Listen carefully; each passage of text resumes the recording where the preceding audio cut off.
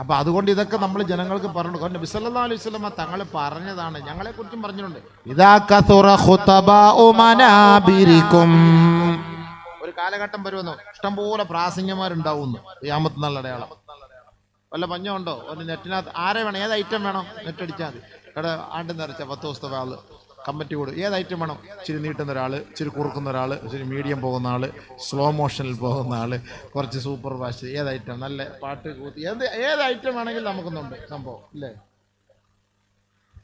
അടിച്ചാൽ മതി. എല്ലാം ഇപ്പൊ ഒറ്റയടിപ്പാതാ. പണ്ടൊക്കെ വാതിൽ വിളിക്കുമ്പോൾ ഉസ്താദെ ഒരു വാതിൽ പറഞ്ഞപ്പോൾ അങ്ങോട്ട് പോകുന്ന റാഹത്താട്ടൊക്കെ ഒന്ന് വിളിച്ച് കാര്യങ്ങൾ പറഞ്ഞു. ഇപ്പൊ അങ്ങനല്ല. ഉസ്താദിന്റെ പേരേതാ? ഉസ്താദിന്റെ പേര് ഒന്ന് അടിച്ചേ, നെല്ല് ഉസ്താദ്, ഞാൻ അരമണിക്കൂർ വിളിക്കാം കേട്ടോ, ഒന്ന് നെറ്റിലൊന്ന് അടിച്ചു നോക്കട്ടെ. വലിയാർ കൊള്ളാമെന്നുള്ളത് നെറ്റിലൊന്ന് അടിച്ചു നോക്കട്ടെ എന്ന്. മനസ്സിലായില്ലേ? കാലം പോയി. ഇദാ കസുറ ഖുതബാഉ മനാബിരിക്കും, പ്രവാചകർ അധികരിക്കുമ്പോ വറകന ഉലമാഉകും ഇലാ ഉലാതികും, നിങ്ങളുടെ പണ്ഡിതന്മാര് അധികാരികളുടെ കസേരയിൽ പോയിരുന്ന് അവരുമായി സൊറ പറയുന്ന കാലം വന്നാൽ അവരുമായിട്ട് സപ്പോർട്ട് മനസ്സിലായി. وأحلوا لهم الحرام وحرموا عليهم الحلال وأفتوهم بما يشتهون, അവർ ഹറാമാക്കിയ കാര്യം ഈ മൗലവിമാര് ഹലാലാക്കി കൊടുക്കും. അല്ലാഹ് ഹലാലാക്കിയ കാര്യം ഇവരങ്ങോട്ട് ഹറാമായി പ്രഖ്യാപിക്കും. ഫഅഫ്തൗഹും ബിമാ യശ്തഹൂൻ, അവർ ആഗ്രഹിക്കുന്നത് പോലെ ഫത്വ അങ്ങോട്ട് കൊടുക്കും. ഇങ്ങനെ ഒരു കാലം വന്നാൽ മിൻ ഇഖ്തിറാബിസ് സാഅ, അത് ഖിയാമത്തിന്റെ അടയാളമാണെന്ന് ഹബീബുനാ ഷഫീഉനാ റസൂലുള്ളാഹി സ്വല്ലല്ലാഹു അലൈഹി വസല്ലം. അപ്പൊ ഞങ്ങൾ ഈ ഹദീസ് പഠിച്ചപ്പോൾ ഞാൻ പേടിച്ചു സത്യം. ഇദാ കസറ ഖുതബാഉ മനാബിരിക്കും, പ്രസംഗം 25 വർഷമായിട്ട് പ്രസംഗിക്കുന്ന ആളാണ് ഞാൻ. പേടിക്കണ്ടേ നമ്മൾ? തീർച്ചയായിട്ടും പേടിക്കണം. നിങ്ങൾക്ക് പ്രശ്നമില്ല, നിങ്ങൾക്ക് ഇപ്പോൾ ദിവസം വന്ന് പ്രസംഗിച്ച് കൈമടക്കം മേടിച്ചോണ്ട് നമുക്ക് പോകാം. പക്ഷെ ഇടി കൊള്ളുന്ന ആരാ? എനിക്കതിൻ്റെ വിഷയമല്ല, പറയുന്നത് പറഞ്ഞ് യഥാർത്ഥത്തിൽ പറഞ്ഞു കൊടുക്കണം. ഹലാൽ ഹറാമാക്കുകയും ഹറാം ഹലാലാക്കുകയും ഒക്കെ ചെയ്യുന്ന ഒരു സാഹചര്യം വന്നാൽ അത് ഖിയാമത്തിന്റെ അടയാളമാണെന്ന് നബി തങ്ങൾ പറഞ്ഞല്ലോ. പണ്ടേ പറഞ്ഞിട്ടുള്ള കാര്യമല്ലേ, പിന്നെ നമ്മൾ പറഞ്ഞിട്ട് കാര്യമുണ്ടോ? അതൊക്കെ നബി സല്ലല്ലാഹു അലൈഹി വസല്ലം തങ്ങൾ പറഞ്ഞല്ലേ. പിന്നെ പണ്ഡിതന്മാരാണ് എന്ത് ചെയ്യുന്നത്? സമ്പന്നന്മാരെ പൊക്കുക, വാനോളം പൊക്കി പുകഴ്ത്തുക. ഇതും അവരുടെ കുടുംബത്തിൽപ്പെട്ട ഒരു കാര്യമത്രേ. വയംതഹൂന അൻഫുസഹും വയൽഹറൂന മഹബ്ബതഹും നിഫാഖൻ ഹത്താ യതവസ്സലൂ ഇലാ അഖ്ദിൽ അംവാലി മിൻഹും, അവരിൽ നിന്ന് പണം കിട്ടുന്നതിന് വേണ്ടി അവർ മുനാഫിഖായി കൊണ്ട് കാപഢ്യത്തിന്റെ വേഷം അണിഞ്ഞുകൊണ്ട് ഈ സമ്പന്നന്മാരെ വാനോളം പുകഴ്ത്തുമത്രേ. അവരിൽ നിന്ന് പണം പറ്റിക്കഴിഞ്ഞാൽ ഒരു വിലയും അവർക്ക് കൽപ്പിക്കാറില്ല. അങ്ങനെ ഒരു കാലം വന്നാൽ സഹാബാ മിൻ ഇഖ്തിറാബിസ് സാഅ, അത് ഖിയാമത്തിന്റെ അടയാളമാണ് കേട്ടോ. പേടി വരുന്നു. കാരണം പൈസക്കാരെ പൊക്കിയാലല്ലേ നമുക്ക് ജീവിക്കാൻ പറ്റുള്ളൂ. പേടി വരുന്നു, നമുക്ക് ചിരി വരുന്നു. പക്ഷെ നമ്മളിവിടെ ഇരിക്കുന്നവരെ പൈസക്കാരെ പൊക്കിയെങ്കിലല്ലേ മുസ്ലിയാർക്ക് റാഹത്ത് കിട്ടുള്ളൂ. ഹദീസാ നബി സല്ലല്ലാഹു അലൈഹി വസല്ലം. ഇപ്പം ഞാൻ നമുക്കെതിരെ വരുന്ന ഹദീസായതുകൊണ്ട് മറച്ചു വയ്ക്കാൻ പറ്റുമോ? നമുക്ക് മറച്ചു വയ്ക്കാൻ പറ്റുമോ? പേടി വരുന്നു. അള്ളാഹു നമ്മളെ രക്ഷപ്പെടുത്തട്ടെ. നമ്മൾ ഇതൊക്കെ നോക്കുമ്പോഴത്തേക്ക് ഈ ഫീൽഡ് വിട്ടാലോ എന്ന് ആലോചിക്കുകയാണ്. കൊറോണ ആകുമ്പോൾ കുറേ കാര്യങ്ങൾ നമുക്ക് പഠിക്കാൻ കിട്ടി, അതിൽ നിന്ന് ഒരുപാട് കാര്യങ്ങൾ മനസ്സിലാക്കാൻ കിട്ടി. എന്തിനായി പ്രസംഗം എന്ന് നമ്മൾ ആലോചിച്ച് പോവുകയാണ്. ഹദീസുകളല്ല ഇതൊക്കെ, വെറുതെ അല്ല. ഖിയാമത്തിന്റെ അലാമത്തുകൾ എടുത്തു വെച്ച് നിങ്ങൾ നോക്കിക്കോ. ഈ ഒരു ഹദീസ് ഇല്ല എങ്കിൽ എന്നെ നിങ്ങൾ എന്ത് വേണമെങ്കിലും ചെയ്തോ. ഞാൻ വെറുതെ പറയല്ല, ഞാൻ പരസ്യമായിട്ട് ഇപ്പോൾ ലൈവിലൂടെ പറയുകയാണല്ലോ. ഹദീസ് നബി സല്ലല്ലാഹു അലൈഹി വസല്ലം തങ്ങൾ പറഞ്ഞാണ്. ഇതെല്ലാം നബി തങ്ങൾ പറയാത്തൊന്നും ഈ ലോകത്ത് വന്നിട്ടില്ല ഹബീബേ. ഇന്നിപ്പോൾ എന്താ, ഇപ്പോൾ പുതിയൊരു സിസ്റ്റം വന്നല്ലോ സ്കൂളിൽ, അല്ലേ? എന്താ സ്കൂളിൽ ആണ് ജെൻഡർ ന്യൂട്രാലിറ്റി എന്ന് പറഞ്ഞൊരു പുതിയ സിസ്റ്റം. എന്താ മനസ്സിലായോ? എല്ലാം മനസ്സിലായോ? നിങ്ങളുടെയൊക്കെ കാലം പോയി. ഇന്നത്തെ ചെറുപ്പക്കാർ പിള്ളേർ അടിപൊളിയാ. അവരുടെ മുന്നേ ഇവിടെ ആമീനായിരിക്കും, ഇവിടെ അബൂബക്കർ ഇരിക്കും, ഇവിടെ സബീദായിരിക്കും. അടുത്തത് ഇങ്ങനെ സുഖമല്ലേ? ഇന്നത്തെ ക്ലാസ് എടിയല്ല, എടാ എടീന്ന് വിളിക്കാൻ പാടില്ല, എടാന്നേ വിളിക്കാവൂ. ഇപ്പോഴത്തെ പുതിയ സിസ്റ്റം. എടാന്ന് വിളിക്കാം, എടാന്ന്. അല്ലല്ലേ, മുദക്കർ മുഅന്നസായി, മുഅന്നസ് മുദക്കറായി.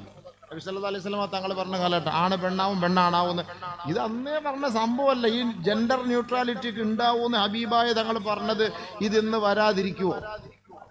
ചിന്തിച്ചാ മതിയല്ലോ. ലാ തഖൂമുസ്സാ നബിയുനാ ശഫീഉനാ റസൂലുള്ളാഹി സ്വല്ലല്ലാഹു അലൈഹി വസല്ലമ തങ്ങൾ പറഞ്ഞതല്ലേ, ഖിയാമത്ത് നാളിന്റെ അടയാളമാണ് ലോകം അസ്തമിക്കുകയില്ല. ഹത്താ യതസാഫദന്നാസു തസാഫുദൽ ബഹായിമി ഫിത്തരീഖ്. ജനങ്ങൾ മൃഗങ്ങളെ പോലെ വഴിയോരങ്ങളിൽ അഴിഞ്ഞാടുന്ന ഒരു കാലം വരാതെ ഖിയാമത്ത് നാളെ സംഭവിക്കുകയേ ഇല്ല. ഇന്ന് നമ്മുടെ ജെൻഡർ ന്യൂട്രാലിറ്റിയുടെ പ്രമേയം എന്താണ്? മക്കളെ, സ്കൂളിൽ പഠിക്കുന്ന നിങ്ങൾ ഒരു ദിവസം മൃഗങ്ങളെ പോലെ ആകണം. മൃഗങ്ങളെ പോലെ ആകണം. മൃഗങ്ങളെ പോലെ ആകാൻ പഠിപ്പിക്കേണ്ട വല്ല ആവശ്യമുണ്ടോ? പണ്ട് MA ഒക്കെ എടുത്തിരുന്ന്, MB ഒക്കെ എടുത്തിരുന്ന് അല്ലേ? പണ്ട് MA MBA MC ഒക്കെ എടുത്തിരുന്നപ്പോൾ അതിനൊക്കെ ഒരു വിലയുണ്ട്. ഇപ്പൊ MA മാസ്റ്റർ ഓഫ് ആനിമൽ, മൃഗം പോലെ ആവണം master. MB master of buffalo, പോത്ത്, നീ പോത്താണ്, പോത്തിനെ പോലെ ആവണം. ഇപ്പൊ അങ്ങനെയൊക്കെ ആക്കി, ഇപ്പൊ നിയമം അങ്ങനെയായി മാറി. മൃഗങ്ങളെ പോലെ ആവണമെന്ന് അള്ളാഹ് പോലും പറഞ്ഞു. മൃഗങ്ങളെക്കാട്ടിലും കേടുകെട്ടവന്മാരാ മനുഷ്യന്മാരെന്ന്. وَلَقَدْ ذَرَأْنَا لِجَهَنَّمَ كَثِيرًا مِنَ الْجِنِّ وَالْإِنسِ لَهُمْ قُلُوبٌ لَا يَفْقَهُونَ بِهَا وَلَهُمْ أَعْيُنٌ لَا يُبْصِرُونَ بِهَا وَلَهُمْ آذَانٌ لَا يَسْمَعُونَ بِهَا أُولَئِكَ كَالْأَنْعَامِ بَلْ هُمْ أضل. കൽബുണ്ട് ചിന്തിക്കൂല, കണ്ണുണ്ട് കാണൂല, കാതുണ്ട് കേൾക്കൂല, ഇവർ മൃഗങ്ങളാണ് കേട്ടോ. അല്ലാഹ് പറയുന്നു, ഇല്ല ഇല്ല ഇല്ല ഇല്ല ഇല്ല, മൃഗങ്ങളെക്കാൾ കേട് കെട്ടവരാണ്. അല്ലാഹു അക്ബർ. നമ്മളെ നോക്കി അല്ലാഹ് പറയാണ് നമ്മളെ മൃഗങ്ങളല്ല. അപ്പോഴാണ് നമ്മുടെ ഗവൺമെന്റ് പറയുന്നത് നമ്മളെ മൃഗങ്ങളാവണമെന്ന്. മൃഗങ്ങൾ എന്ന് പറഞ്ഞാൽ മനസ്സിലായ സംഭവം. മൃഗങ്ങൾക്ക് ഇഷ്ടമുള്ളതുപോലെ എവിടെയും പോയി വേഴ്ച ചെയ്യാം, എങ്ങനെയും ആകാം. അപ്പൊ പട്ടി ഇവിടെ നമ്മുടെ മക്കബറയുടെ മുന്നിലാണെന്ന് പറഞ്ഞാൽ പട്ടിക്ക് വല്ല മക്കബറയോ പള്ളിയോ വല്ല അങ്ങനെയല്ലോ. അതിന് ഇന്തിഷാറാവുമ്പോൾ അത് കയറി അവിടെ ദുഹൂലാക്കിയിട്ട് പോകും. അവിടെ പറഞ്ഞിട്ട് വല്ല കാര്യം പള്ളിയാ മാറിപ്പോടേന്ന് വല്ല പറഞ്ഞിട്ട് വല്ല കാര്യം ഉണ്ടാവും സംഭവം ഇല്ലേ? ഹബീബ് അങ്ങനല്ലേ? വീട്ടിലാണെങ്കിലും പശുവുണ്ട്. ഈ ആടിനെയൊക്കെ നമ്മൾ വളർത്തുമ്പോൾ വലിയ പാടാ സത്യത്തിൽ. പെൺമക്കളുള്ളവർ ആടിനെ വളർത്താൻ വീടില്ല. അവരുടെ അമ്മല്ല ദുഹൂല് ഭയങ്കര പ്രശ്നങ്ങളാണത്. അത് വലിയൊരു ഇടങ്ങേറാണ്. നമ്മുടെ പെൺമക്കളൊക്കെ ഉണ്ടെങ്കിൽ അവിടെ ആടുകൾ ഇങ്ങനെ എന്നൊക്കെ ആക്കിക്കൊണ്ടുവരെ ഇതെന്താണ് ഉമ്മാന്ന് പെൺമക്കൾ ചോദിക്കുമ്പോൾ നമ്മൾ എന്ത് മറുപടി പറയും? വലിയ പ്രശ്നമാണിത്. ഈ കൊറോണയിൽ കിട്ടിയ കുറെ പാഠങ്ങളാണ് എനിക്ക് കേട്ടോ. അതുകൊണ്ട് ഞാനിതൊക്കെ പറയും. കൊറോണയിൽ കുറെ പേര് ആട് വളർത്താൻ പോയല്ലോ, അതിന്റെ പേരിലൊക്കെ കുറെ സംഭവങ്ങളൊക്കെ കിട്ടിയിട്ടുണ്ട്. ഇതൊക്കെ ഈ സംഭവം എന്താണ് ഉമ്മ, ഇതങ്ങനെ എന്താണ് ഉമ്മ, ഇങ്ങനെ എന്താണ് ഉമ്മ എന്നൊക്കെ പറഞ്ഞ് ചോദിക്കുമ്പോൾ നമുക്ക് എന്താ ഇതിന് മറുപടി അറിയാം പെൺമക്കളോട്? അതൊരു ഒരു ആലിമ് തന്നെ പറഞ്ഞു, ഉസ്താദ് ഇത് വലിയൊരു ഐബാണ്, നമുക്ക് പറ്റൂല ഇത് വളർത്താൻ. കാരണം ഇത് പിന്നെ ഇംഗ്ലീഷാറായിട്ട് പറ്റുമ്പോൾ എന്താണെന്ന് ചോദിച്ചാൽ നമ്മൾ ഈ പെണ്ണുമക്കളുടെ നമ്മളെന്ന് മറുപടി പറയും. വലിയ പ്രശ്നങ്ങളാണ്. അപ്പൊ ഈ മൃഗങ്ങൾക്ക് ഇത് പറഞ്ഞു കൊടുക്കേണ്ട കാര്യമില്ല. ലോകത്ത് ഉസ്താദില്ലാത്ത ഒരേ ഒരു ഇൽമെന്ന് പറയുന്നത് ഈ സാധനമാണ്. ലോകത്ത് ഏത് പൊട്ടന് ഏത് നാട്ടുകാരനും കല്യാണം കഴിച്ചിട്ട് അവന് ഇൽമിന്റെ ആവശ്യമില്ല, ഒരു ഉസ്താദിന്റെ ആവശ്യമേ ഇല്ല. ഇത് പിന്നെ നമ്മൾ ഇത്രയും പഠിപ്പിക്കണം എന്ന് പറഞ്ഞാൽ വല്ലാത്ത കാര്യം. ഇത് പഠിക്കാതെ തന്നെ ഉമ്മാരുടെ സ്വഭാവം കണ്ട കൊച്ചു പയ്യന്മാർ പോലും ചിരിക്കുന്നത് പഠിക്കാതെ തന്നെ ഇവരിങ്ങനെ ചിരിക്കുകയാണ്. ഇനി ഇവർ പഠിക്കുകയും കൂടെ ചെയ്താലുള്ളവരുടെ അവസ്ഥ എന്തായിരിക്കും? അല്ലാഹു തആല പറഞ്ഞു, മൃഗങ്ങളെക്കാൾ നിങ്ങൾ അധപ്പതിച്ചു പോയി. എന്താ കാരണം? നബി സല്ലല്ലാഹു അലൈഹി വസല്ലം പറഞ്ഞു, ഒരു കാലം വരും അന്ന് ഈ ആണും പെണ്ണും പരസ്യമായിട്ട് റോഡിന്റെ അരികിൽ നിന്നുകൊണ്ട് വ്യഭിചരിക്കും. പരസ്യമായിട്ട് മൃഗങ്ങളെ പോലെ. തസാഫുദൽ ബഹായിം, അതാണ് നബി തങ്ങൾ പറഞ്ഞ വാക്ക്. ലാ തഖൂമുസ്സാ ഹത്താ യതസാഫദന്നാസു തസാഫുദൽ ബഹായിമി ഫിത്തരീഖ്. തരീഖ് റോഡില്. ശരിയല്ലേ? കോളേജിൽ പോയി നോക്ക്. അല്ലെങ്കിൽ വാ തിരുവനന്തപുരത്തോ ഞാൻ കാണിച്ചു തരാം. മടിയിൽ കയറി ഇരിക്കുകയാണ് പെണ്ണുങ്ങളുടെ മടിയിൽ ആണുങ്ങളുടെ മടിയിൽ പെണ്ണുങ്ങള്. ആ കാലം വല്ല ഇപ്പൊ ആയിരുന്നെങ്കിൽ മദ്രസയിലൊന്നും അങ്ങനെയില്ല. എല്ലായിടത്തും ആക്കാനുള്ള പരിശ്രമമാണിതിപ്പോ. അതിനാണ് അപ്പുറത്തും ഇപ്പുറത്തും വല്ല പഠിത്തം വല്ലതും നടക്കുമോ അബീവേ? ഇത് ഏത് കാലത്ത് എങ്ങനെ പഠിക്കാൻ പറ്റും? നമുക്ക് പരീക്ഷ എഴുതാൻ പറ്റുമോ? എന്താണ് കാലം സംഭവം? ഇസ്ലാമിന് വിരുദ്ധമായിട്ട് വന്നാൽ അതിന് ഏത് സർക്കാരാണ് നമുക്കതിനെ ഉൾക്കൊള്ളാൻ പറ്റൂല. കാലങ്ങൾ പോക്കാണ്. നബി സല്ലല്ലാഹു അലൈഹി വസല്ലം തങ്ങൾ പറഞ്ഞ വാക്കല്ലേ, ഇദസ്തഗ്നൻ നിസാഉ ബിന്നിസാ വർരിജാലു ബിർരിജാൽ ഫബശ്ശിർഹും ബിരീഹിൻ ഹംറാ മിൻ ഖിബലിൽ മശ്രിഖി ഫയുഖ്സഫു ബഅ്ദുഹും ബിബഅ്ദിൻ അദാലിക ബിമാ അസൗ വകാനൂ യഅ്തദൂൻ ഔ കമാ ഖാല റസൂലുള്ളാഹി സ്വല്ലല്ലാഹു അലൈഹി വസല്ലമ തങ്ങൾ പറയുന്നു കേട്ടോ. 21-ാം നൂറ്റാണ്ടിലെ ജെൻഡർ ന്യൂട്രാലിറ്റി, ആണും പെണ്ണും സമമാണെന്ന് പറയുമ്പോ ഹബീബായ തങ്ങൾ മുസ്ലിമീങ്ങളെ നമുക്ക് നൽകിയ ഉത്ബോധനം എന്താ? ഇദസ്തഗ്നൻ നിസാഉ ബിന്നിസാ. ലെസ്ബിയനും ഗേയും ഒക്കെ ഇന്ന് തഴച്ചു വളരുമ്പോൾ അതിലും നമ്മുടെ സമുദായം അടിമപ്പെട്ടു പോയി, അകപ്പെട്ടു പോയി എന്ന് പറയുമ്പോ പെണ്ണ് പെണ്ണിനെ കല്യാണം കഴിച്ച് ജീവിക്കുന്ന ഈ കാലഘട്ടത്തിൽ ഓർക്കണേ, ലോകത്തിന്റെ ഗുരുവര്യർ മുഹമ്മദ് മുസ്തഫ സല്ലല്ലാഹു അലൈഹി വസല്ലമ തങ്ങൾക്ക് തെറ്റുപറ്റിയിട്ടില്ല കേട്ടോ. 1000 വർഷങ്ങൾക്ക് മുമ്പ് 21-ാം നൂറ്റാണ്ടിലെ ഈ വർത്തമാന കാലഘട്ടത്തെ നോക്കിയിട്ടാണ് മദീനയുടെ പൊന്നുമോൻ ആ ഉമ്മറപ്പടിയിൽ നിന്ന് വിളിച്ചു പറഞ്ഞത്, ഇദസ്തഗ്നൻ നിസാഉ ബിന്നിസാ വർരിജാലു ബിർരിജാൽ ഫബശ്ശിർഹും ബിരീഹിൻ ഹംറാ.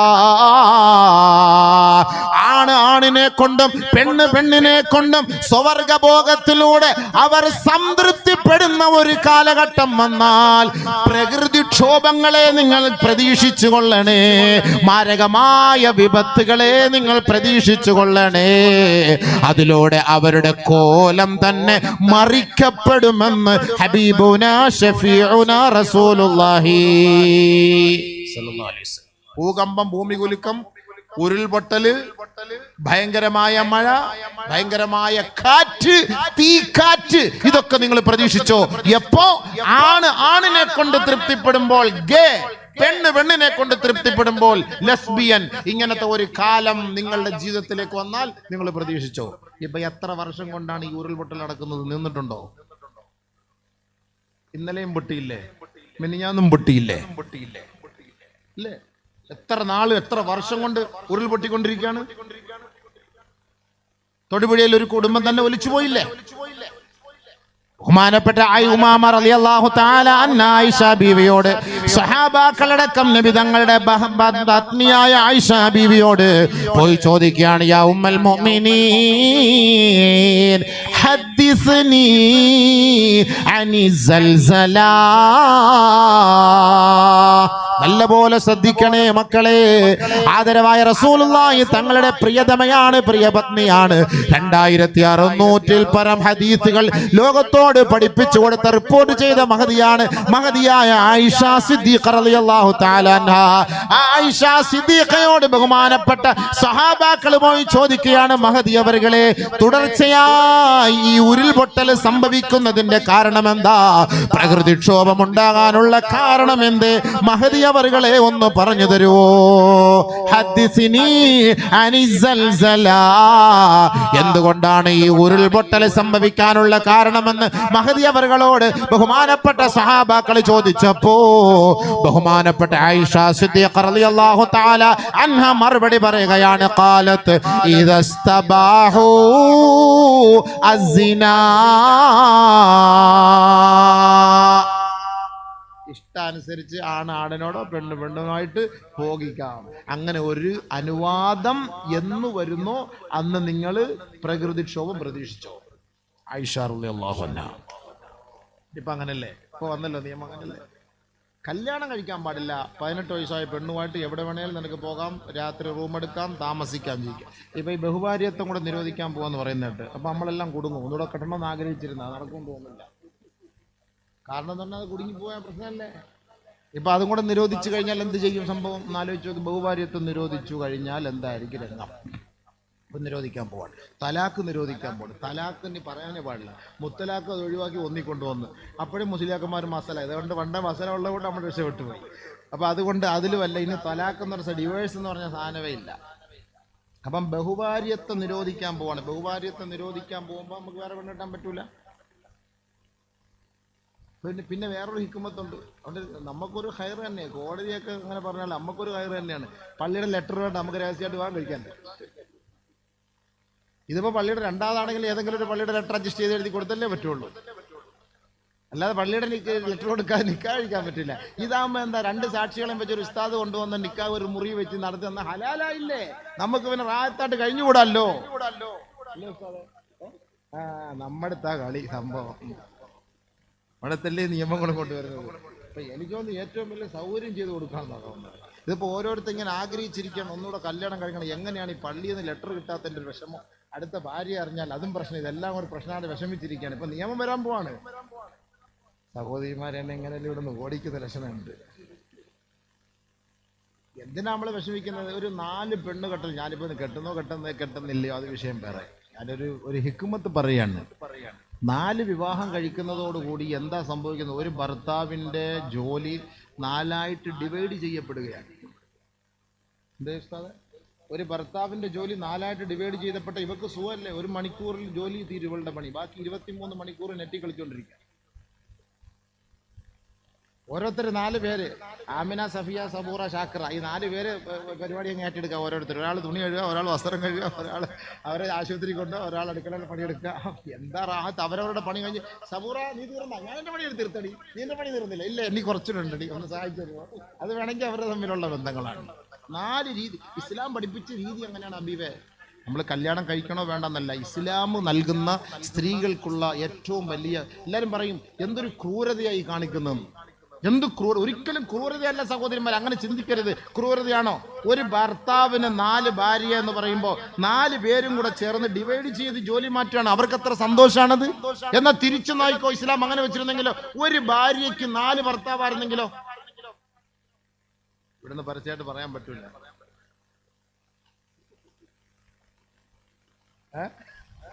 അല്ല, ഞാൻ പറയും, പിന്നെ ഞാൻ അങ്ങനത്തെ ആളായിപ്പോയി. എനിക്ക് നെറ്റിനകത്തൊക്കെ ഇനി ഒന്നും കേൾക്കാനൊന്നുമില്ല. സംഭവം ഇതല്ല, ഞാൻ എപ്പോഴും കേട്ടുകൊണ്ടിരിക്കുന്നുണ്ട്. എനിക്കിത് വലിയ കാര്യങ്ങളൊന്നുമില്ല.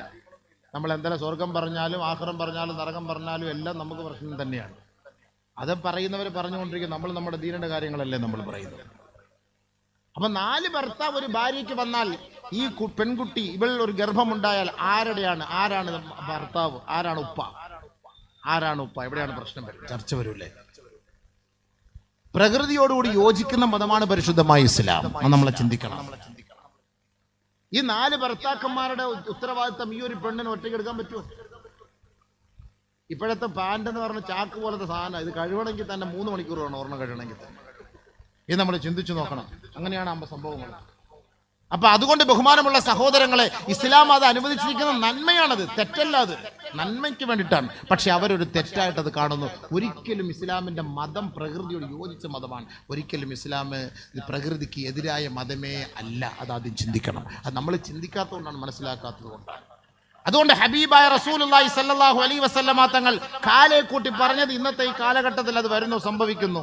ഇത് ഖിയാമത്തിന്റെ അടയാളമാണ് എന്ന് ഹബീബായ ഷഫീഅ റസൂലുള്ളാഹി സ്വല്ലല്ലാഹു അലൈഹി വസല്ലമ തങ്ങൾ പഠിപ്പിച്ചതാണ്. ഇവിടെ സമത്വവാദത്തെ കുറിച്ച് പറയുമ്പോൾ പരിശുദ്ധ ഖുർആൻ പറഞ്ഞതെന്താ? വമൻ യഅമൽ മിനസ്സാലിഹാതി മിൻ ദക്കറിൻ വഉൻസാ വഹുവ മുഅ്മിനുൻ ഫലനുഹ്യിയന്നഹു ഹയാതൻ ത്വയ്യിബാ വലനജ്സിയന്നഹും അജ്റഹും ബിഅഹ്സനി മാ കാനൂ യഅമലൂൻ.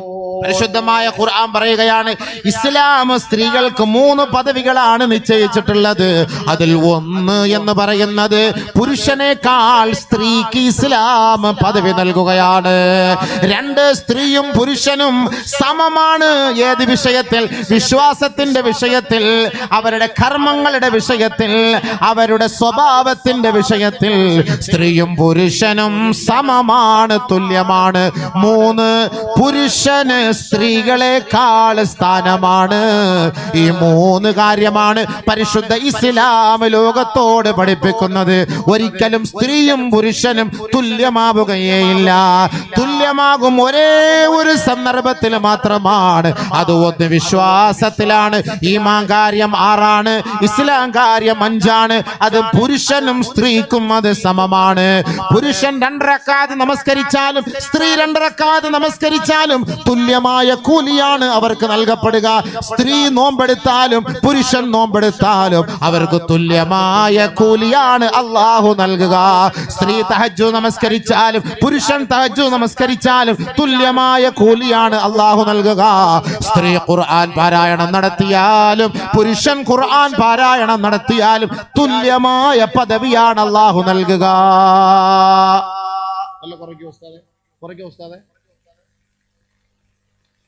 ഒരു സ്ത്രീ നോമ്പ് പിടിച്ചതിന്റെ പേരിൽ അല്ലാഹു തആല അത് പെണ്ണല്ലേ നമുക്ക് ഫുള്ള് കൊടുക്കണ്ട, ഒരു ഹാഫ് അല്ലെങ്കിൽ ഒരു 1/4 കൊടുക്കാം. ഇത് ഇസ്ലാമിന്റെ നയമല്ല, അത് രാഷ്ട്രീയക്കാരുടെ നയമാണ്. ഒരു കടയിൽ ഒരാണ് ജോലി ചെയ്താൽ 10,000 രൂപ ശമ്പളം, പെണ്ണ് അതേ ജോലി എടുത്താൽ 5,000 6,000 രൂപ ശമ്പളം. ഇത് നീതിയല്ല, ഇത് ഒരിക്കലും ഇത് നീതിയല്ല. ആണായ ഒരു മെക്കാട് പണിയെടുത്താൽ 1000 രൂപ അവന് ശമ്പളം കൊടുക്കും. ഒരു പെണ്ണ് വന്ന് മെക്കാട് പണിയെടുത്താൽ 800 രൂപ ശമ്പളം കൊടുക്കും. ഇത് നീതിയല്ല. അവളെടുക്കുന്ന പണിയല്ലേ അവനെടുക്കുന്നത്. ഇതെവിടെ നീതി? ഒരിക്കലും അത് നീതിയാവൂല. അത് ഇവിടെ ഇസ്ലാം പഠിപ്പിക്കുന്ന നീതി. ഒരു ആണ് നമസ്കരിച്ചാലും പെണ്ണ് നമസ്കരിച്ചാലും തുല്യ നീതിയാണ് അവിടെ.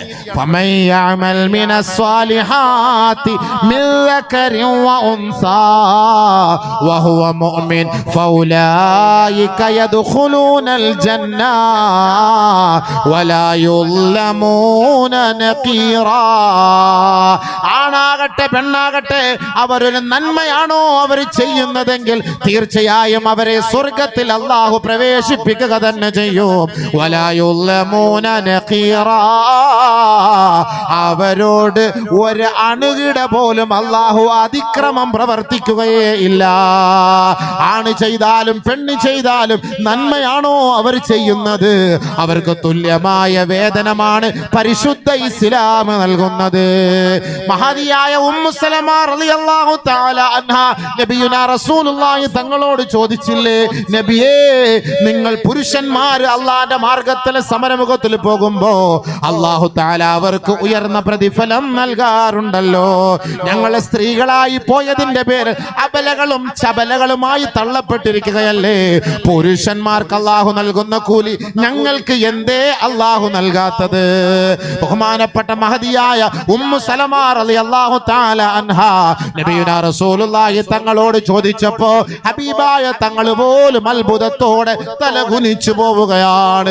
എന്ത് മറുപടിയാണ് ഞാൻ പറയുക?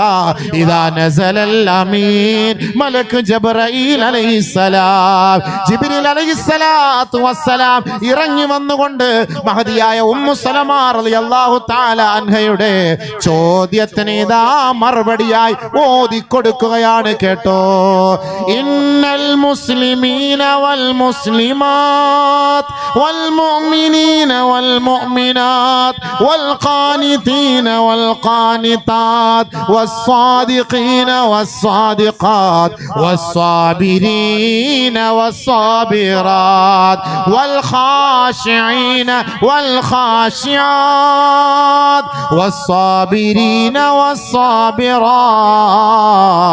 വസ്സായിമീന വസ്സായിമാത് വസ്സാബിരീന വസ്സാബിറാത് والذاكرين الله كثيرا والذاكرات أعد الله لهم مغفرة وأجرا عظيما.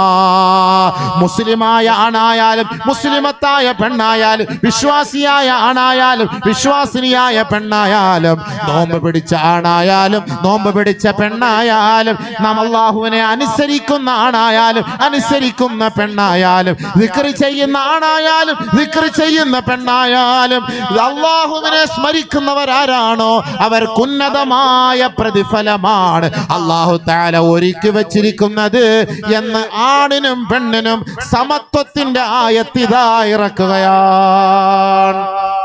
ഉമ്മു സലമയ്ക്കും പെണ്ണുങ്ങൾക്കും സന്തോഷമായി. അൽഹംദുലില്ലാ, സന്തോഷമായി. ആണുങ്ങൾക്ക് കിട്ടുന്ന അതേ പ്രതിഫലം പെണ്ണുങ്ങൾക്ക് കിട്ടും. ആണുങ്ങൾ പെണ്ണിൽ വീട്ടിൽ ജമാഅത്തായിട്ട് പള്ളിയിൽ ജമാഅത്ത് നിസ്കരിക്കുമ്പോൾ പെണ്ണുങ്ങൾ വീട്ടിൽ നിസ്കരിച്ചാൽ അതിന്റെ കൂലി അവർക്കും കിട്ടും. പേടിക്കണ്ട. പോരെ. إذا سلت خمسها وصامت شهرها وأطاعت بعلها فلتدخل من أي أبواب من الجنة كما قال عليه السلام. പെണ്ണെ, നീ ഇറങ്ങിപ്പോയി പള്ളിയിൽ നിസ്കരിക്കണമെന്ന് ധൃതി കൂട്ടേണ്ടതില്ല. നീ നിന്റെ ഭർത്താവിന് സേവ ചെയ്ത് നീ കൃത്യമായി നമസ്കരിച്ച് നോമ്പെടുത്തിട്ട് ഭർത്താവിനെ അനുസരിച്ച് വീട്ടിൽ കഴിഞ്ഞുകൂടിയാൽ നീ ഇഷ്ടപ്പെടുന്ന വാതിലിലൂടെ സ്വർഗത്തിൽ കടക്കാം. പോരെ, നമ്മൾ സ്വർഗത്തിൽ പോകാനാണല്ലോ ഈ പണിയെടുക്കുന്നത്. അപ്പൊ നമുക്ക് എളുപ്പം എന്നുള്ള വഴിയിലൂടെ സ്വർഗത്തിൽ പോകാൻ പറ്റി, അതല്ലേ നല്ലത്. അതുകൊണ്ട് ഇവിടെ സമത്വം എന്ന് പറഞ്ഞത് ഇബാദത്ത് കൂലി അള്ളാഹു നൽകുന്ന വിഷയത്തിൽ സെയിം ഒരു നിലയ്ക്കും അള്ളാഹു സുബ്ഹാനഹു വ തആല അവിടെ ഒരു കുറവും വരുത്തുന്നേയില്ല. സ്ത്രീ പുരുഷനേക്കാൾ അള്ളാഹു സുബ്ഹാനഹു വ തആല, പുരുഷനേക്കാൾ സ്ത്രീക്ക് അള്ളാഹു തആല ഇസ്ലാം സ്ഥാനം നൽകുന്നു. പുരുഷനേക്കാൾ സ്ത്രീക്ക് അള്ളാഹു തആല ഇസ്ലാം അവിടെ സ്ഥാനം നൽകുന്നു.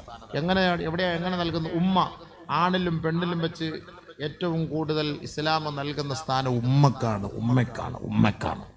ഖുർആൻ പരിശോധിച്ച് നോക്കിയാൽ ആണ് വാപ്പാടെ ഉമ്മാടെയും കാര്യം പറയുന്ന കൂട്ടത്തിൽ ഉമ്മാടെ കാര്യമാണ് അവിടെ മുന്തിച്ച് പറയുന്നത്.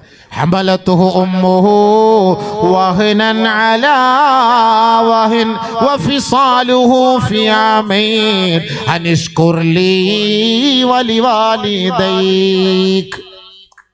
ووصينا الإنسان بوالديه إحسانا حملته أمه كرها ووضعته كرها وحمله وفصاله 30 شهرا. ഉമ്മ ക്ഷീണത്തിന്റെ മേൽ ക്ഷീണം സഹിച്ച് കഷ്ടത്തിന്റെ മേൽ കഷ്ടം സഹിച്ചല്ലേ നിന്നെ നൊന്ത് പ്രസവിച്ചത്, നിന്നെ ഗർഭം ചുമന്നത്, നിനക്ക് മുലയൂട്ടിയത്. ഈ 3 കാര്യം വാപ്പയിലില്ല. 1 ഹംല്, ഗർഭം ചുമക്കുക. 2 വിലാദത്ത്, പ്രസവിക്കുക. 3 ഇർലാഅ്, മുല കൊടുക്കുക. ഇത് 3 വാപ്പായെ കൊണ്ട് സാധിക്കുമോ? പിന്നെ എങ്ങനെ ജെൻഡർ ന്യൂട്രാലിറ്റി ആവും? പിന്നെ എങ്ങനെ യോജിക്കാൻ പറ്റുമോ? മനസ്സിലാക്കണം. ഇത് 3 നമുക്ക് ഭർത്താവിന്റെ പണിയല്ലേ. പിന്നെ ഒരു 6 മാസം ഇക്ക നിങ്ങൾ ഗർഭം ചുമക്കി, ഒരു 4 മാസം അല്ലെങ്കിൽ 3 മാസം ഞാൻ ചുമക്കാം.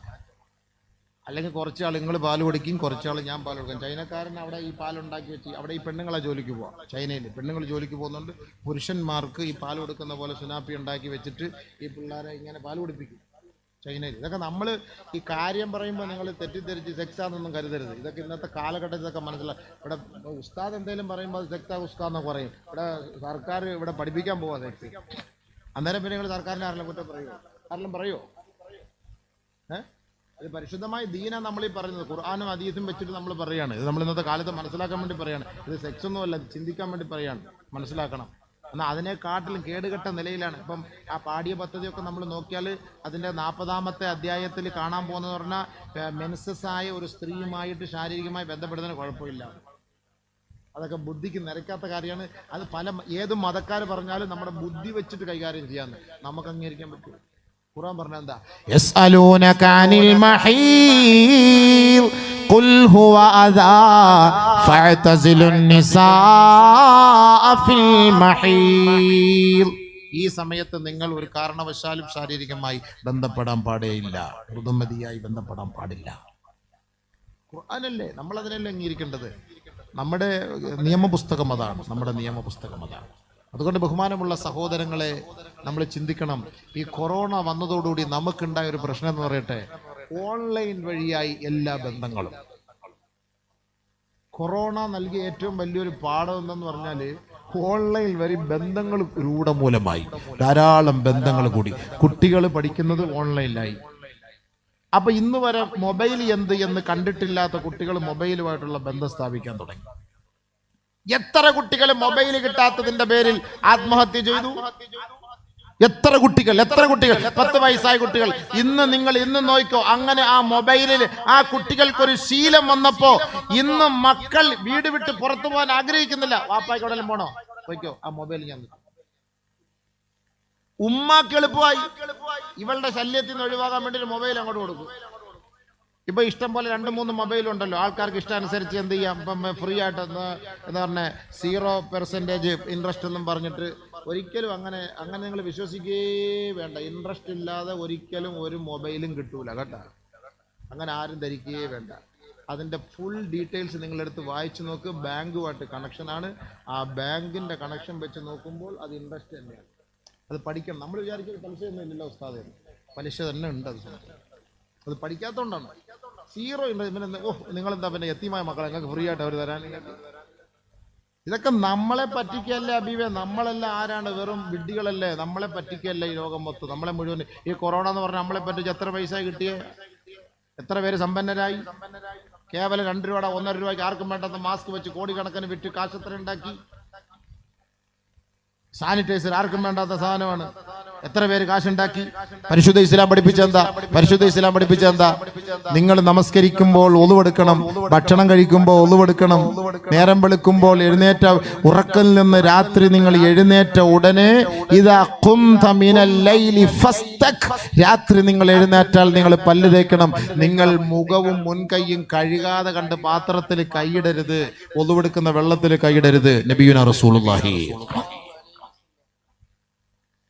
ഇപ്പൊ ഗവൺമെന്റ് പഠിപ്പിച്ചു, എവിടെ പോയാലും മുൻകൈ കഴുകണം, എവിടെ പോയാലും കൈ കഴുകണം, എവിടെ പോയാലും മുഖം കഴുകണം, വീട്ടിൽ കയറിയാലും കഴുകണം, ഇറങ്ങിയാലും കഴുകണം, ആശുപത്രിയുടെ വാതിലും കഴുകണം. കൈയുടെ തൊലിയെല്ലാം പോയി. സംഭവം ഓരോരുത്തർക്ക് തൊലി അലർജി പിടിക്കാതെ സോപ്പിട്ട് എത്ര പ്രാവശ്യം കഴുകി സംഭവം. 5 വഖത്ത് ഒളുവെടുത്ത പോരെ. നമുക്ക് ഇത്രത്തോളം വൃത്തിയായിട്ട് ഒളുവെടുക്കാനും ഇത്രത്തോളം ശുദ്ധി വരുത്താനും പരിശുദ്ധ ഇസ്ലാം പഠിപ്പിച്ചതുപോലെ ലോകത്ത് എവിടെയുള്ള ഇത്ര ശുദ്ധി വരുത്താൻ, കൃത്യമായിട്ട് ശുദ്ധി വരുത്തുക. മൂക്കിനകത്ത് വെള്ളം കയറ്റി ചീറ്റണമെന്ന് പഠിപ്പിച്ച ഇസ്ലാം. അകത്തെല്ലാം ഉണ്ടെങ്കിൽ താഴോട്ട് പോട്ടെ എന്നാ ശാസ്ത്രം പഠിപ്പിക്കുന്ന. മുഖം മാത്രം കഴിയാൻ മതി, മുഖവും മുൻകൈയും കഴിയാൻ മതി. പിന്നെ മൂക്കിയിരിക്കുന്ന കൊറോണ ആര് കഴിയും? മൂക്കിലിരിക്കുന്ന കൊറോണ ആര് കഴിയും? അതുകൊണ്ടാണ് ഇസ്തിൻഷാക്ക് പറഞ്ഞത് അതങ്ങോട്ട് മൂക്കിനകത്തേക്ക് വെള്ളം കയറ്റി ചീറ്റി വൃത്തിയാക്കണമെന്ന്. കൈയുടെ നഖങ്ങൾക്കിടയിലുള്ള അഴുക്കുകൾ മാറ്റിയെടുക്കണമെന്ന്. എത്ര ശുദ്ധി വൃത്തി ഇസ്ലാം പഠിപ്പിച്ചു. നമ്മൾ പള്ളിയിൽ എന്നിട്ട് ആ പള്ളിയും പൂട്ടി ഹൗലും വെള്ളം തുറന്നു വിട്ട് ഒന്നുമില്ല, വെള്ളി അടച്ചു പൂട്ടി. പടച്ചവനെ റബ്ബേ, കമ്മറ്റിക്കാർ കാവലിരിക്കുക. എന്തെന്നറിയോ? ആരും പള്ളി കയറാതിരിക്കാൻ. പണ്ട് കമ്മറ്റിക്കാർ ഇറങ്ങി വിളിക്കുവാണ്, പള്ളിയുടെ പ്രാവുവാടാ, പള്ളി ശവിക്കടാ, കയറി വാടാ, വാടാ പള്ളി വാടാ. ഇപ്പൊ പള്ളിക്ക് സുബൈർ എന്തായാലും വരാൻ തീരുമാനിച്ചു. പോടാ പോടാ. ഇക്ക നിങ്ങളല്ലേ ഇക്ക പള്ളിയിൽ വരാൻ പറഞ്ഞ? ഇക്ക പള്ളി വരാൻ പറഞ്ഞിട്ട് ഇപ്പൊ ഇക്ക എന്താ ഓടിച്ചു വിടുന്നത്? പക്ഷേ കൊറോണ പോടാ, ഇവിടെ നിൽക്കടാ. ഇപ്പൊ പോലീസ് 1000 രൂപ പോടാ, പള്ളിയിൽ നിൽക്കണ്ട. സെക്രട്ടറി അപ്പുറത്ത്, പ്രസിഡന്റ് ഇപ്പുറത്ത്, നടുക്ക് കയറ്റി. അല്ലെങ്കിൽ സെക്രട്ടറി പ്രസിഡന്റ് 1000 രൂപ കൊടുക്കണം. സെക്രട്ടറി പ്രസിഡന്റ് 1000 രൂപ കൊടുക്കണം. പള്ളിയിലോട്ട് ഇങ്ങോട്ട് വിളിച്ചിട്ട് വരാത്ത മഹയന്മാര് പള്ളിക്ക് വരാൻ തീരുമാനിച്ചപ്പോ ആ വിളിച്ചവർ തന്നെ ഓടിച്ചിടാം.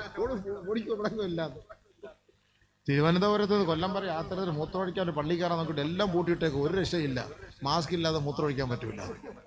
മൂത്രമൊഴിക്കാനും മാസ്ക് കൊണ്ടുള്ള കാര്യം നമ്മൾ അന്നേരം അറിയുന്നത്. മൂത്രമൊഴിക്കാനും മാസ്ക് വേണം പോലും. എന്തോ ഒരു അവസ്ഥയാണ് ഇല്ലേ.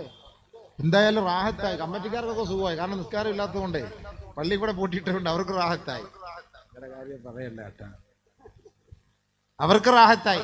സെക്രട്ടറി ദേഷ്യപ്പെടല്ലേ, നിങ്ങളുടെ കാര്യമല്ല ഇത്, വേറെ ഒരുപാട് കൗമുകളുണ്ട്. അപ്പൊ അവർക്ക് റാഹത്തായി. പള്ളിയിൽ എത്ര പേര് ജുമാ തുടങ്ങിയിട്ട് ഇവർക്ക് ജുമാ തുടങ്ങാൻ വയ്യ, തുടങ്ങണ്ടെന്നാ പറയുന്നത്.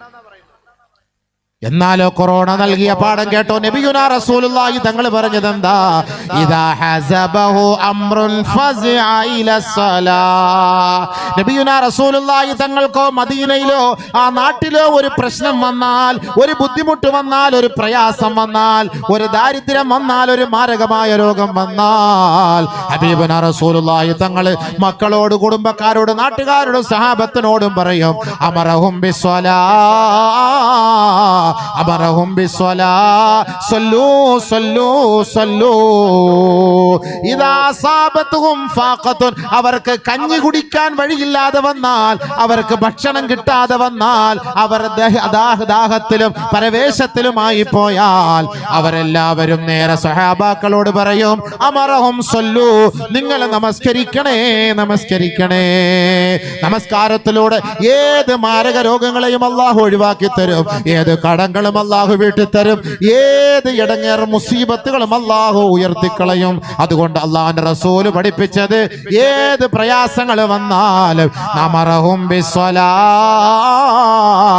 നമസ്കരിക്കാനാണ് അല്ലാഹുവിന്റെ റസൂൽ സഹാബത്തിനെയും തന്റെ കുടുംബിനികളെയും കൽപ്പിച്ചത്. നമസ്കരിക്കും നമസ്കരിക്കും നമസ്കരിക്കും. ഇന്ന് നമ്മള് നിസ്കരിക്കാൻ വരരുത്, നിസ്കരിക്കാൻ വരരുത്, കൊറോണ കൊറോണ, നിസ്കരിക്കാൻ വരരുത്, corona go, corona go, go corona go, go corona. നിസ്കരിക്കാൻ വരരുതെന്നായി. അള്ളാന്റെ റസൂൽ പറഞ്ഞ എന്താ? ഈ ഇടങ്ങേറ് വന്ന നിസ്കരിക്കണം. സൂര്യഗ്രഹണം സംഭവിച്ച നബി തങ്ങൾ പള്ളിയിൽ പോയിട്ട് സുജൂദിൽ കിടക്കും. അവിടെ ക്ലിയറായി മാറുന്നത് വരെ സുജൂദിൽ കിടക്കും. അങ്ങനെ ദുആ ചെയ്യും. എഴുന്നേൽക്കുമ്പോൾ റാഹത്തായി, ശാന്തിയായി. നമ്മൾ ഈ മുസീബത്ത് നമ്മുടെ നാട്ടിൽ ഇറങ്ങിയപ്പോൾ നമ്മളെല്ലാവരും വീട്ടിൽ മൊബൈൽ അളിയ എത്രയെന്ന് പറഞ്ഞാൽ അളിയ അത് നോക്കുന്നത് എന്തോ നോക്കി നോക്കി മടിപ്പിച്ച് അവസാനം മൊബൈൽ വേണ്ടെന്നായി. ജീവിതത്തിൽ ചക്ക തിന്നാത്തവൻ ചക്ക കൊണ്ട് ഫ്രൈ വരെ ഉണ്ടാക്കി അല്ലാഹുതആല. ഈ ചക്ക അത് നമുക്ക് പാടില്ല. അതൊക്കെ പാണ്ടിക്കാരന്മാർ കൊണ്ടുപോട്ടെന്നുണ്ട്. അല്ലാഹുതആല ഇവനെ കൊണ്ട് തിരിച്ചു. ഉണക്കമീൻ കണ്ട ദേഷ്യം പിടുന്നവൻ ഉണക്കമീനിന് വേണ്ടി ദുആ ചെയ്യുവാനും തഹജ്ജുദ് എഴുന്നിട്ട് അല്ലാഹു നാളെ 1 കിലോ ഉണക്കമീനെങ്കിലും കിട്ടണേ അടച്ചവനെ. ഉണക്കമീൻ ജീവിതത്തിൽ ഇഷ്ടമില്ലാത്തവൻ ആഗ്രഹിച്ചില്ലേ? ഉണക്കമീനിന് വേണ്ടി ആഗ്രഹിച്ചില്ലേ? ഉണക്കമീൻ ആഗ്രഹിച്ചില്ലേ? സ്വന്തക്കാരെയും കുടുംബക്കാരനെയും കാണ്ട് ജീവിതത്തിൽ എപ്പോഴും വീട്ടിൽ വന്നിരുന്നാല് സ്വന്തക്കാരനും കുടുംബക്കാരനും ഒക്കെ വരുന്ന ഭണ്ഡാരകാല ഉമ്മാർ എന്ന് ഇവിടെ തന്നെ വന്ന് ഇടങ്ങേറാണല്ലോ എന്ന് ഒരുത്തനും തിരിഞ്ഞു നോക്കാതെ വരുന്ന ആര്? ഭാര്യ അടക്കം. ഭാര്യ വേറെ റൂമിൽ, ഇയാൾ വേറെ റൂമില്ല. ഗൾഫിൽ നിന്ന് കഷ്ടപ്പെട്ട് പെട്ടിയായിട്ട് വരിക ഭർത്താവ്. ആ ഭർത്താവ് ഉണ്ടാക്കിയ വീട് വാതിലിൽ വന്ന് നിൽക്കുന്നു. സുബൈദ കേട്ട് യോ കൊറോണ ഗോ ഗോ, വരണ്ട പൊയ്ക്കോളെ. സ്വന്തം ഭർത്താവ് ഉണ്ടാക്കിയ വീട്, ആ ഭാര്യയും മക്കളും സൂയിക്കാണ്. ഇയാളെ അവിടുന്ന് വരികയാണ്. ആ വാതിൽ നിൽക്കുന്നു. തുറക്ക് സുബൈദ, ഗേറ്റോറ. ഇക്ക, എന്റെ പൊന്നിക്ക, കേരളിക്ക, നിങ്ങൾ അവിടുന്ന് വന്നല്ലേ, അവിടുന്ന് എല്ലാം കൊറോണ ആയിട്ട് വന്നാൽ ദയവേദ അങ്ങ് പൊയ്ക്കോ ഇക്ക. നിങ്ങൾ എവിടെയെല്ലാം പോയി വെള്ളത്തിൽ കടന്നിട്ട് 1 മാസം കഴിഞ്ഞ് വന്നാൽ മതി. ഇൻഷാ അല്ലാഹ് മരിച്ചോ ഞാൻ മയ്യത്ത് നിസ്കരിച്ചോളാം ഇക്ക, അങ്ങ് പൊയ്ക്കോളി. പെട്ടിക്കകത്തേക്ക് സ്വന്തം നിനക്ക് 5 വളയും കൊണ്ട് അതവിടെ ഇട്ടാൽ 24 മണിക്കൂർ കഴിയുമ്പോൾ കൊറോണ പറഞ്ഞ എടുത്തോളാം ഇക്ക, അങ്ങ് പൊയ്ക്കോ ഇക്ക. ആ പെട്ടി അവിടെ വള, നിനക്ക് 5 വളയുണ്ട്, കുലിസുണ്ട്, പാദസരുണ്ട്, അരിഞ്ഞാണമുണ്ട്, അരിക്കത്തി, വാല, ചിരിക്കി, ഇതെല്ലാം ഉണ്ട്. അതിനകത്ത് കൊറോണ. അതിൽ പിടിക്കൂല കൊറോണ, സ്വർണ്ണത്തിൽ പിടിക്കൂല എന്ന് ശാസ്ത്രം പറഞ്ഞിട്ടുണ്ട്. ഇക്ക അതാ മതിലിന്റെ സൈഡിൽ വെച്ചിട്ട് ഇക്ക പോയിക്കോ, ഇക്ക പിള്ളേ വരല്ലേ പ്ലീസ്. സ്വന്തം ഭർത്താവിനെ ഓടിച്ചുവിട്ടില്ലേ? നമ്മൾ കണ്ടതല്ലേ ഇതൊക്കെ? കണ്ടല്ലേ? ഞാൻ വെറുതെ പറയണോ? ഇല്ല ഉസ്താദേ. എന്താ ഒരു ഭാര്യയും ഭർത്താവും നമ്മളുടെ ബന്ധം? എന്ത് ബന്ധമായത്? എന്ത് സ്നേഹമായത്? ഇതായിരുന്നോ ഭർത്താവ്? എന്നാൽ എന്റെ മടിയിൽ കിടന്ന് നീ മരിച്ചു, അതാണ് എന്റെ ഇഷ്ടം. മരിച്ചാൽ നമുക്ക് 2 പേർക്കും മരിക്കാം. അതല്ലേ ചിന്തിക്കേണ്ടത്? അതല്ലേ ഒരു ഭാര്യ ഭർത്തൃ ബന്ധം? അതല്ലേ ചിന്തിക്കേണ്ടത്? എത്ര വലിയ മാരകമായ രോഗങ്ങളെല്ലാം ലോകത്തുണ്ടായിട്ടുണ്ട്. എല്ലാവരും വിട്ടിട്ട് പോയോ? ഈ സമയത്തല്ലേ ഒരു രോഗം വരുമ്പോഴല്ലേ നമ്മൾ നമ്മുടെ ഭർത്താവിനെ നമ്മൾ പരിചരിക്കേണ്ടത്? ഭാര്യയായ ആയിഷ റളിയല്ലാഹു തആല അൻഹ ഏറ്റവും വലിയ അനുഗ്രഹമായി പറഞ്ഞ ഒരു വാക്കെന്താണ് സഹോദരങ്ങളെ? ഇന്ന മിൻ നിഅമില്ലാഹി അലയ്യ അന്ന നബിയ സല്ലല്ലാഹു അലൈഹി വസല്ലം തുഫിയ ഫീ ബൈതി വബൈന സഹരി വനഹരി വജഅല റീഖി വരീഖി.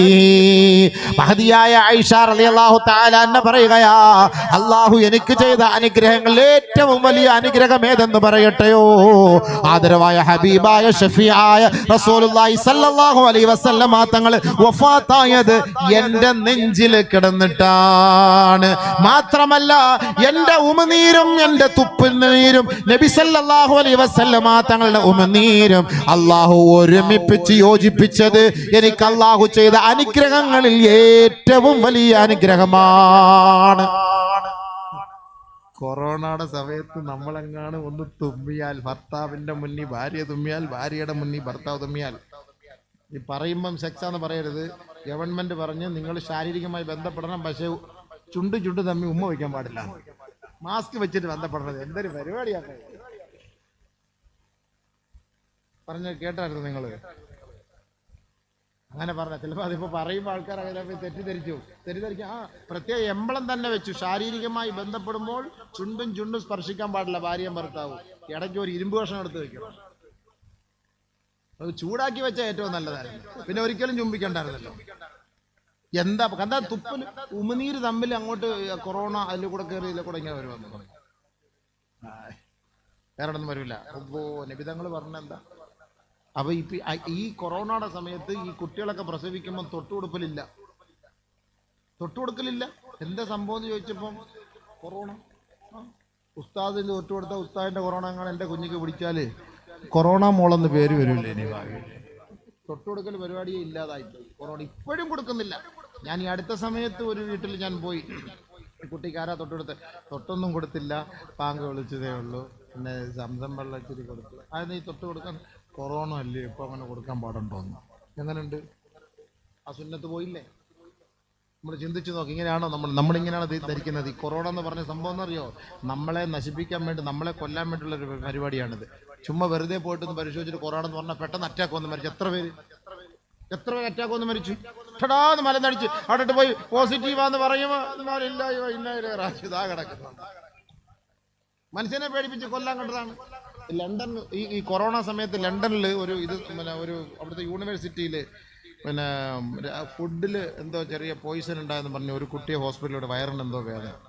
അങ്ങനെ കൊണ്ടുപോയപ്പോൾ പറഞ്ഞു, അത് നിങ്ങൾ എന്താ കഴിച്ചത്? നോക്കുമ്പോൾ വേറെ അസുഖമൊന്നുമില്ല, രാവിലെ എന്താ കഴിച്ചത്? ഡോക്ടർ എഴുതി രാവിലെ കഴിച്ചത് ബർഗർ. 64 കുട്ടികളുണ്ടായിരുന്നു. ബർഗർ കഴിച്ചത് കൊണ്ടായി സംഭവിച്ചു എന്ന് പറഞ്ഞു. വേറെ ഒന്നും അസുഖമൊന്നുമില്ല. ഡോക്ടർ എഴുതി ബർഗർ കഴിച്ചാൽ അതല്ല, വേറെ മാർഗമൊന്നുമില്ലല്ലോ. കുട്ടി ICUവിൽ കിടക്കുകയാണ്. അപ്പൊ അതുവരെയ്ക്കും ബാക്കിയുള്ള കുട്ടികൾക്കൊന്നും ഒരു പ്രശ്നമില്ല, ഒന്നുമില്ല, ഒരു കുഴപ്പമില്ല. ഉച്ചവരെയായിട്ട് കുഴപ്പമില്ല. ഉച്ചയായപ്പോൾ ആരോ പറഞ്ഞു ആ കുട്ടി സുഖമില്ലാതായത് ബർഗർ കഴിച്ചിട്ടാണ്. രാവിലത്തെ ഇവിടുത്തെ നാസ്ത ബർഗർ ആയിരുന്നു. ഈ 64 കുട്ടികൾ ഛർദ്ദിക്കാൻ തുടങ്ങി. അതിലെ 4 കുട്ടികൾ അറ്റാക്ക് വന്നു വീണു. യഥാർത്ഥത്തിൽ അങ്ങനെ ഇല്ല, ഒരു കുഴപ്പമില്ല. എന്നാൽ അതിൽ നിന്ന് 1-2 കുട്ടികൾ വീട്ടിലേക്ക് പോയിരുന്നു. അവർക്ക് ഒരു പ്രശ്നമില്ല, കാരണം അറിഞ്ഞിട്ടില്ല ഇങ്ങനെ ഈ ബർഗറിൽ നിന്നാണ് നിങ്ങൾക്ക് രോഗം വന്നതെന്നും, അതുകൊണ്ടാണ് ആ കുട്ടി അറ്റാക്ക് വന്നതെന്നും, അതുകൊണ്ടാണ് ആ കുട്ടി ICUവിൽ കിടന്നതെന്നും, അതുകൊണ്ടാണ് ഇവർ മരിച്ചതെന്നും, അതുകൊണ്ടാണ് ഇവർ ഛർദ്ദിച്ചതെന്നും ഇതൊക്കെ അറിഞ്ഞപ്പോഴത്തേക്കാണ് ബാക്കിയുള്ളവർക്ക് പ്രശ്നമായത്. അതുവരയ്ക്കും ആർക്കും ഒന്നും അറിഞ്ഞില്ലായിരുന്നു. ഇതൊരു ഹിക്മത്താണ്. ഇപ്പൊ കൊറോണ എന്ന് നമ്മൾ അറിഞ്ഞപ്പോ എത്ര പേര് അറ്റാക്ക് വന്നത്, എത്ര പേര് ആത്മഹത്യ ചെയ്തു? മണ്ടന്മാരെ, എന്നാ കൊറോണ വന്ന് നീ അങ്ങനെ ചാവ്, നീ ആത്മഹത്യ ചെയ്യാതെ. എത്ര പേര് ആത്മഹത്യ ചെയ്തു കൊറോണ എന്ന് പറഞ്ഞ് പേടിച്ചിട്ട്? ബഹുമാനമുള്ള സഹോദരങ്ങളെ, ഇതെല്ലാം നമ്മളെ ഇടങ്ങേറാക്കാൻ വേണ്ടിയുള്ള പരിപാടിയാണ്. ഒരു പറ്റം കോർപ്പറേറ്റുകളുടെ ഒരു പരിപാടികളാണ് ഇതെല്ലാം. ഇതിപ്പോൾ എത്ര വിറ്റു? ആർക്കും വേണ്ട സംഭവിച്ചാടെ മാസ്ക് എത്ര വിറ്റു? എത്ര പേര് അതിൻ്റെ കച്ചവടം നടത്തി? എത്ര പേരാ നമ്മൾ സൂക്ഷിച്ച് മേടിച്ച് വെച്ചിരുന്നത്? നമ്മൾ തമ്മിലുള്ള ബന്ധങ്ങൾ തകർന്നു പോയി. ഭാര്യ ഭർത്താക്കന്മാർ തമ്മിലുള്ള ബന്ധങ്ങൾ, മാതാപിതാക്കളും മക്കളും തമ്മിലുള്ള ബന്ധങ്ങൾ. എത്ര മയ്യത്തുകളാണ് കുളിപ്പിക്കാൻ പറ്റാതെ, എത്ര മയ്യത്തുകളാണ് നമസ്കരിപ്പിക്കാൻ പറ്റാതെ അടക്കം ചെയ്തത്? എന്നാലോചിച്ച് നോക്കി. എത്ര മയ്യത്തുകളാണ്. മനുഷ്യന്റെ അവസ്ഥ ഇതാണ്. സ്വന്തം കൈ കൊണ്ടുപോലും തൊടാനോ എടുക്കാനോ പറ്റാത്തത്. ഇന്നും നിങ്ങൾ തിരുവനന്തപുരത്ത് വരീൻ, 64 കൊറോണ മയ്യത്ത് സ്വന്തം കൈ കൊണ്ട് കുളിപ്പിച്ചിട്ട് ഈ തിരുവനന്തപുരത്ത് പലർക്കും കൊറോണ വന്നിട്ടുണ്ട്. വരാത്ത ഒരാളിനെ ഞാൻ കാണിച്ചു തരാം. തിരുവനന്തപുരത്ത് ഞാൻ ജോലി ചെയ്യുന്ന പള്ളിയിൽ 64 കൊറോണ മയ്യത്ത് അയാൾ സ്വന്തമായിട്ട് കുളിപ്പിച്ചു. അയാൾ കയ്യിലൊന്നും സ്നാപ്പി ഒന്നും ഇട്ടിട്ടൊന്നുമില്ല, കുളിപ്പിച്ചു. നമുക്ക് ആ പേടിയാ, പാമ്പ് കടിച്ചാൽ ചാവൂല. പാമ്പ് കടിച്ചു നമ്മളങ്ങനെ അറിഞ്ഞാൽ പോയി സംഭവത്തായി. നമ്മളെ കടിച്ച് ചിലപ്പോൾ നമ്മളിങ്ങനെ പോകുമ്പോ എന്തോ ഒന്ന് കടിച്ചു, എന്തോ ഒന്ന് കടിച്ചു. പാമ്പാ കടിച്ചത് സംഭവം. മൂർഖനായിരിക്കും കടിച്ചത്. അറിയാതെ വീട്ടിൽ പോയി നോക്കുമ്പോൾ ചെറുതായിട്ട് ചോര വരുന്നത്. എന്തോ ഒന്ന് കടിച്ചാൽ ഇപ്പൊ വീട്ടിൽ ഉമ്മ പറയും, അത് വല്ല എലിയോ അല്ലെങ്കിൽ മുള്ളു വല്ലതും കൊണ്ടതായിരിക്കും. എന്നാ റാഹത്തായിട്ട് മിണ്ടാണ്ടിരിക്കും. വേണ്ട എവനെങ്കിലും വന്ന് ആ പള്ളിയുടെ പരിസരം തന്നു, അവിടെ ഒരു മൂർഖനെ ഞാൻ ഇന്നലെ കണ്ട്, അതായിരിക്കും സംഭവം, എന്നെ കടിക്കാം. തീർന്ന അയാളുടെ വഴി അപ്പളെ തീർന്നു. പിന്നെ അടുത്ത കവർ വെട്ടിയാണ്. ഇതാണ് മനുഷ്യൻ ടെൻഷൻ എന്ന് പറയുന്നത്. അതുകൊണ്ടാണ് രോഗം വരുമ്പോൾ ഡോക്ടർ നേരിട്ട് ബൈസ്റ്റാൻഡിനെ വിളിക്കുന്നത്. രോഗിയോട് പറയൂല, ബൈസ്റ്റാൻഡിനെ വിളിച്ചിട്ട് പറയും, ആ മുഴുവൻ പാവം ക്യാൻസറായി പോയി, നിങ്ങൾ ഇനി ആരെങ്കിലുമൊക്കെ അറിയിക്കണം, അത് ആവശ്യമുള്ളതെല്ലാം കൊടുത്തോളി, അങ്ങനെ അങ്ങ് പോകട്ടെ, അങ്ങനെ അങ്ങ് പോട്ടെ.